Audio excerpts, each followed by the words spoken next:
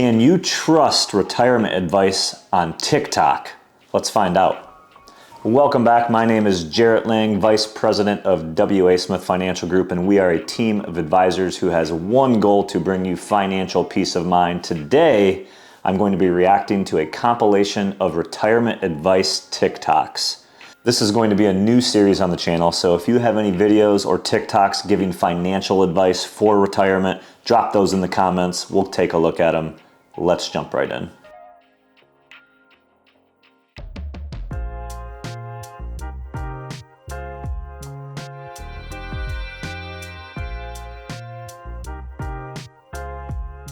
Here are 3 types of accounts you should have for your kid. 1, 529 plans. These are college savings plans and they have tax benefits in that you won't have to pay taxes on the growth of the account. You can get the most benefit from this account if you invest when your children are young because it gives you a long timeline for that money to grow. 2, a custodial Roth IRA. This account allows you to put away earned income for your child for their retirement. And the growth of this account is tax-free. 3, once you're done contributing to the first 2 accounts, whether that's for the year or in general, you should open a custodial investment account. This will allow you to invest for your kid and maintain control of the account until they become an adult.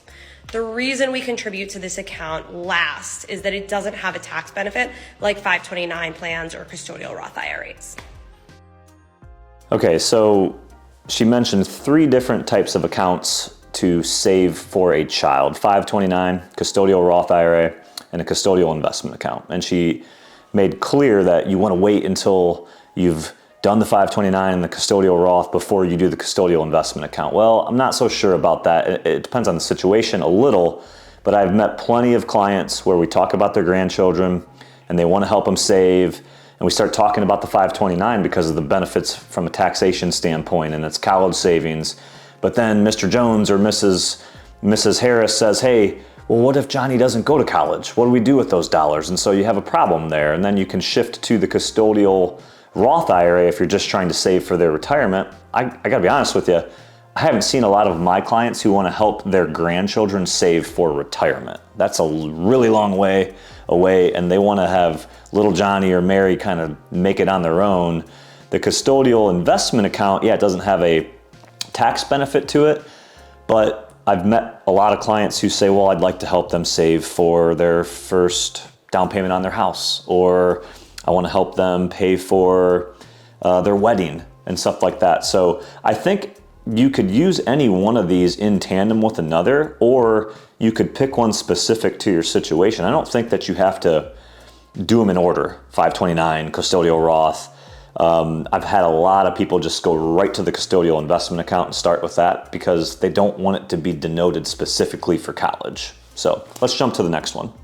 I've been retired for 1 year and 5 months now. It was a struggle. I realized that it literally takes a year. Best advice I can give you if you're struggling with retirement is let go of who you were and start to think about who you want to become. I didn't start feeling better and kind of getting into my retirement groove until I let go of my old identity, started to get rid of my old work clothes because they just carried that energy, and started to think about who I'm becoming. Like, I was that corporate executive, I'm not anymore. I don't want to be a has-been for the rest of my life. I don't want to be somebody that used to be somebody, or in my own mind I used to be somebody. I need to be someone new. I get it. There's a ton of people that retire and absolutely love it. Kudos to them. I wish that had been me. Okay. I think that this is really good advice in dealing and working with clients who are either wanting to retire in the next couple of years or already retired, maybe just retired, or they hire us and then while they are working with us in the next couple of years, they actually retire and then we get to see them take that journey. A lot of people, honestly, they leave the workforce and they enter retirement and they're just happy as clams and they don't have to change anything. So she says you got to, be someone new and you got to get rid of your work clothes. I don't think that that's the case for a lot of people, but in her case, she was retired for 1.5 years and she mentioned that it took her that long to be okay with it. To me, that says that maybe she retired a little too early. Could have been a forced early retirement, might not have been her choice. She wasn't ready for it socially, hadn't really planned for what the change would do to her life and her lifestyle. You miss out on all your work colleagues that you maybe saw for 20, 30, 40 years every single day, Monday through Friday, 9 to 5. Personal experiences with clients where they were actually depressed after they retired, and they were regretful that they did it, and they were wanting to go back to work and they weren't happy. So I think she provides an excellent way for you to think about it. If you are one of those people who wasn't quite sure you were ready to be retired, or you were forced into retirement and you didn't go back into the workforce and you're not so sure about it, you know, find a new identity, find new hobbies. You have to get your feet wet and under you for a while before it's going to feel natural. I spoke to a client the day I recorded this video who said that he had just retired, and I asked him how it was going, and he said, I don't know yet. And that's perfectly okay.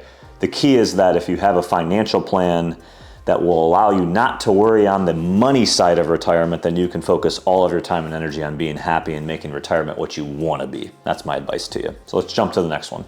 Big Dave Ramsey thing is if you put $100 a month for between the ages of 30 and 70 or 20 and 60, whatever it is, $100 a month in a well-producing stock mutual fund at 12%, you're going to have 1.1 and some change $1 million. 12% is generous, I would say. Yeah, it can be done. Over that period of time. Over that period of time. It's you're going to have 25% years, you're going to have 5% or negative years, you know. Sure.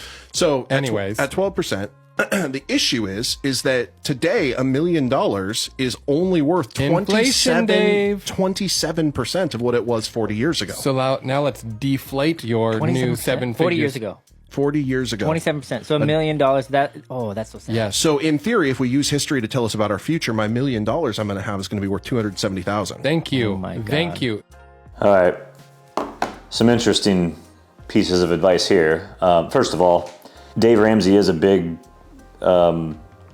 advocate of saving and doing it regularly and having compound interest and the power of compound interest. And I totally agree with Dave on this. Build your investment nest egg over time. And part of the way you're successful in doing this is being consistent. So I agree with that. He says to use a well-producing mutual fund. And in this example, they say at 12% per year. Well, that's the figure that Bernie Madoff used when he was advertising his closed fund that you could invest into. And the stock market, the S&P 500, which is large cap equities, that would be, you know, deserving of the coin well producing fund. If you take the 500 stocks that are in the S&P 500, isn't anywhere close to a historical rate of return of 12% per year. So I haven't done the research on this, but I would find it very hard to believe that you're going to find many mutual funds that are going to produce at 12%, even historically over a long period of time. So that's the first flaw in this. The second flaw is that, yes, inflation is a problem. We all know it to be a problem. You have to be cognizant of it when you're saving and you're building. But that doesn't, you know, they almost talk about it in a light where you shouldn't be following Dave Ramsey's strategy of saving and investing and growing your money with compound interest, because if you invest and you build $1 million nest egg, it's only going to be worth 27% of what it actually is. Well, not necessarily. Not every period of time, not every 10-year period or 20-year period or 30-year period carries the same historical inflation rates. Go back and do the research on your own. You'll find plenty of periods where there was low to no inflation for a very long time. You'll find some periods where there might be hyperinflation. So then you got to be careful with stuff like this. The key that I like here is the original Dave Ramsey advice. It's, hey, put money away, do it consistently, invest it, don't touch it, don't worry about markets, and build it. And you're going to have something nice for retirement one day. And then someone like us, W.A. Smith, we can help you build it and grow it and manage it from there. So let's jump to the last one. What is a worker who works for a state or local government to do if they're 2 years away from retirement and may not have the full or no pension at all? Are you eligible for a pension right now? This is my wife. She will be in, not yet, 2 more years. Our advice to workers who are eligible for pension benefits now to take them. Quit working and take the benefit. Even though you were planning to work another year or two, quit now and grab the pension benefit while you can. We would extend this advice to union employees and even those in the federal government. And the reason we offer this advice is because of a simple political fact. The politicians are less likely to reduce benefits that current retirees are getting they are more likely to reduce the benefits for those who are not yet retired. So quick, turn yourself into a retiree. Turn yourself into a retiree. Okay, so a couple of things to unfold here. I don't think it's quite that simple. I don't think he's, assuming that it is. Some people, I hate to say it, even if you're eligible for a pension and you're worried about government and law and legislative changes that will affect your future pension benefit, and these things are happening. We see it day in and day out. We're seeing pension funds severely underfunded. We're seeing interest rates affect lump sum pension offers and pension figures that illustrations say that you were going to get $2,000 a month, but because of interest rate environment here lately, you get a new illustration and it's for a year after you got the first illustration. This one says you're going to retire in 2023 and this one says 2024, and it's showing $500 less a month, and people are going, how can that possibly be? And it's all in the mathematical calculation, but you have to be cognizant of the fact that whether you are worried about your pension decreasing or not, if you don't have enough money saved for retirement and you don't have a plan, you don't have a plan for where you're going to take your income, how much income you're going to need from your investment portfolios, how long it's going to need to last for you, what kind of inflation rate you're going to assume on that.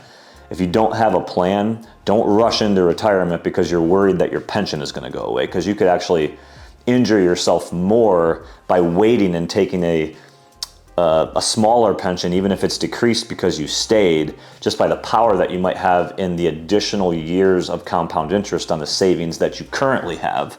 So be careful with this, but generally I think it's good advice. If you're in a position where you have enough money and you feel like you're financially able and you have a plan and you're working with someone to help you build a systematic distribution sequence that you can follow, take the pension. Get out of there early, find part-time work, be fully retired, work it into your plan with your advisor, and you're going to be just fine.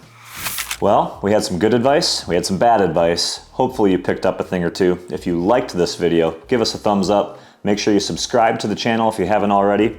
Turn that notifications bell on so you don't miss any of our future videos. Thanks so much for watching. We'll see you next time.